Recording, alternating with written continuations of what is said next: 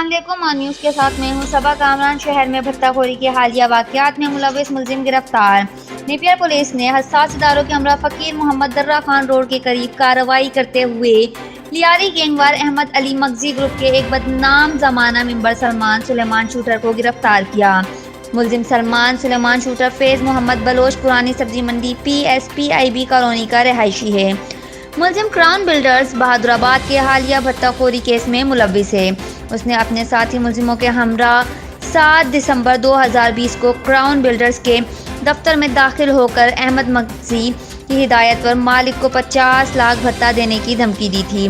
ملزمان پستول اور دستی بم سے لیس تھے، جیسے CCTV فوٹیج میں دیکھا جا سکتا ہے۔ ملزم سلمان 7 دسمبر 2020 کو رضوان بریانی والا کی دکان پر فائرنگ کے واقعے میں بھی ملوث ہے۔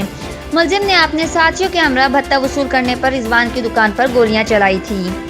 ملزم سلمان کراچی میں لیاری گینگ وار کے بدنام زمانہ مجرم احمد علی مغزی کے بھتہ خور گینگ چلا رہا تھا۔ ملزم قتل، ٹارگٹ کلنگ اور بھتہ خوری کے متعدد جرائم میں ملوث ہے۔ ملزم نے 30 سے زائد قتل ذاتی، نسلی اور گروہ کی بنیاد پر کیے۔ گرفتار ملزم کے قبضے سے ایک دستی بم اور ایک پسٹل برآمد ہوا ہے۔ مزید قانونی کارروائی جاری ہے۔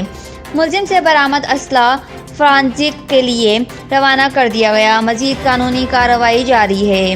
رپورٹ کر رہے ہیں کرائم رپورٹر راؤ رضوان احمد آن نیوز کراچی۔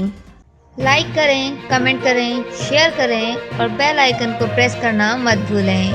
دیکھتے رہیے آن نیوز۔